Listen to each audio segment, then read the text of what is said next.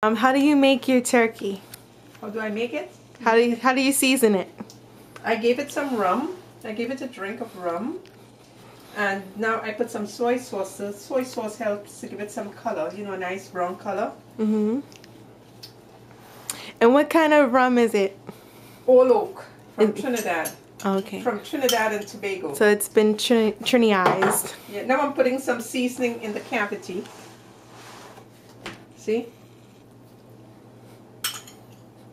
And this is Moroccan seasoning. Okay. How did the Moroccans know to make such good seasoning?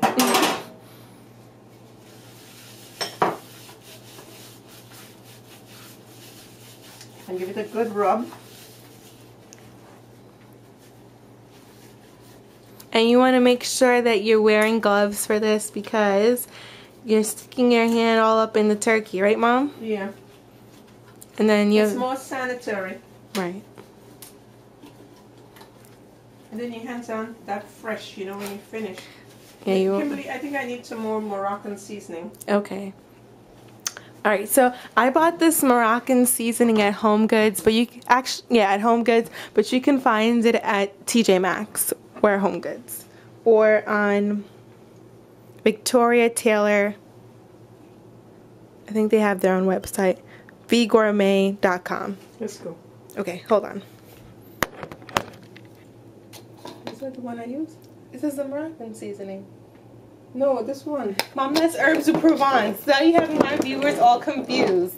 Okay, guys, so my mom used herbs de Provence, and this is a French seasoning. It has fennel, rosemary, lavender in it, and as I mentioned before, you can get it at vgourmet.com. Oops. Okay. Too much. And it smells very flavorful. It's good to put on. Right?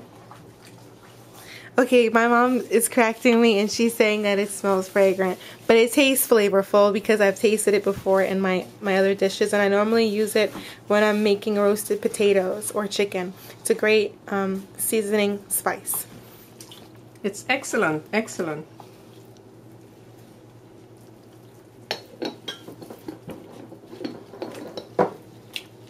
Put these in here. Go get the. Ugh. I use the liver to cut up. I cut up the liver to help with the stuffing. It gives it more. Does it give it more flavor? Or? Yeah, definitely. Ugh. This is a big bird. We used to name our birds Bertha, but we haven't named it in a while. Yeah. But my mom said this turkey was very clean inside. It didn't have that much fat in it, and it's the Shady Brook Farm turkey. Yeah. Shady Brooks makes a lot of stuff. They make ice cream as well, I know. Yeah. And turkey, and they make the ground turkey meat. What were you gonna say, Mom? Yes, I think it's finished. It's finished. So we're gonna wrap this up, and then Mom's gonna wake up at 5 o'clock in the morning, right, Mom? Yeah, put it in the oven. As soon as you purchase the pan. Oh yeah, I went to Home Goods today to purchase the pan, but they were all out, which really wasn't good because now we have to go out and get the pan, and it's really late at night. But this is what our turkey looks like before. I'm gonna come back and show you guys what it looks like after. I'll post this up tomorrow. Bye, guys. Oh wait, me zoom out. Okay, Mom, what is some advice that you would give people this holiday season? To give thanks. What if they're dealing with, if they have to go to their mother-in-law's house? Huh?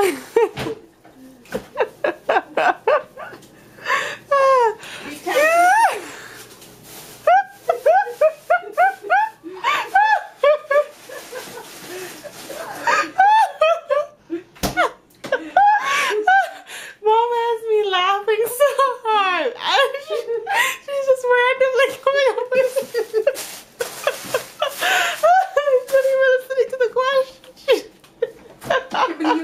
You made me forget for this. No, I did tell you.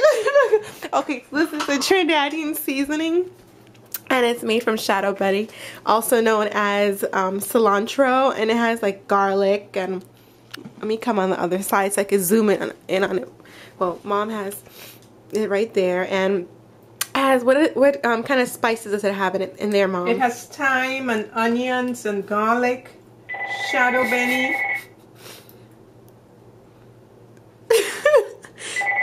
UCO. That's probably a telemarketer. Anyway, if it's important, they'll call back. But yeah, this is what the what is this called again, Mom? Dasheen? No. Seasoning. There's no special name for it? No, it's just Trinidad seasoning. It's just Trinidad seasoning. So yeah, it's just a blend of spices, but mainly and herbs. Oh, blend of herbs, but just mainly like what we would say is cilantro, and Trinidadians would say shadow benny and garlic, and pepper, salt, maybe some thyme in there as well. Yeah, it has thyme. It has onions. That is a... Mom, so do you have any advice for people cooking their turkeys for the first time? What are some things you would tell them? Gee, they have to pay attention to the instructions, you know, because you have to, it goes by the pound, you know, it depends on how many pounds it is, you know, you have to cook it for a certain period of time. You cannot undercook it. This turkey fortunately has a pop-up timer, so it will alert me when it's ready. So, are all pop-up timers red? Yeah. They're all red? Yeah. And they'll let you know. What if your pop-up timer goes off and your bird still isn't cooked? What should you do? It's not going to go off. Not gonna go off. Mom, what are some of your like best turkey stories? Like when it came out the best, or maybe when it came out the worst. What are some of your stories? Maybe you left it in too long. Maybe you burnt it. Never happened. It never happened. Because I timed it. Most turkeys have instructions. You know, I should have looked at the back to see. But what if you like to experiment in your first time? This is your first time cooking for your family a turkey. And you follow the directions, and it's still not coming out. It's dry. Your turkey's dry. What would you do? But you have to baste it periodically. Would you recommend using some maybe some Swanson's chicken broth, or making your own broth to like the chicken broth, I'll use that for the stuffing. Like if you're making the stuffing separately, you know, in a pan, then you could use some chicken broth. But you know, just the gravy, the gravy that the turkey makes, is sufficient. You know, you get a baster. Like this. And it's like a suction. You pull up the gravy, and then you squirt. And also another tip, I was watching the Chew this week, and I think her name is Carla. She recommended, like, if your turkey's undercooked and your family's waiting on their dinner and they're really hungry, carve the turkey, put it in a pan, pour some, well, she used Swanson's chicken broth, and just pour that over it, and then put it back in the oven for like maybe 20 minutes or so, and then take it out, and it'll be all good to go, and it should be nice and juicy. Because turkey tends to be dry on its own, so it's very dry meat. That's why we try to season it, right, Mom? And we put some rum in there to, you know, bring out the natural flavors of it as well. Yeah. What's that you're putting in there, Mom? It's lemon and pepper. It's by McCormick. Yeah. It's a lemon and pepper seasoning. Yeah. Okay, I think that bird is good to go. Oh, let me show you some other things in the kitchen, guys. Mom made some ginger beer. Ooh, it's all steamy. You guys see that? It smells really good. And I should have recorded that when she was making it. But basically what it is, leave the Pyrex dish open. But basically all it is she grated some ginger, and she put some clove. Ginger root. Yeah. Okay, ginger root. Wait, hold on. Let's get Mom to talk about this, because Mom knows more. It's just ginger root. She just grated the ginger. Well, she peeled the ginger first. That's what you have to do first. Peel the ginger first and put some water to boil. Mom put some water to boil in the kettle. You could put some to boil in a pot. You grate it, and then once the water boils, you pour it over the ginger that you've grated. And then you put some clove and a cinnamon stick in there. and you let it seep overnight. Now if you want really strong ginger beer, then you can serve it right away, right Mom? Yeah. But if you want something that's not so spicy, then you should let it seep overnight. That way it could bring out all the natural flavors of the ginger beer and serve it. Oh wait, you also have to sweeten it too, because it's like a ginger tea. If you want to make ginger tea, this is exactly how you would make it. But yeah, that's how that goes. And sometimes we drink the ginger beer with sorrel, but also too, ginger beer can also become a beer. That's why it has ginger beer. It's called ginger beer.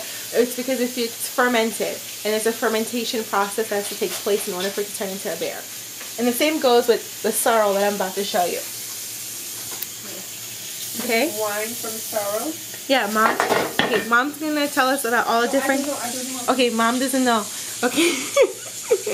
But Mom says you can make wine from it too. I think Mother used to make wine from it. My grandmother used to make wine from it.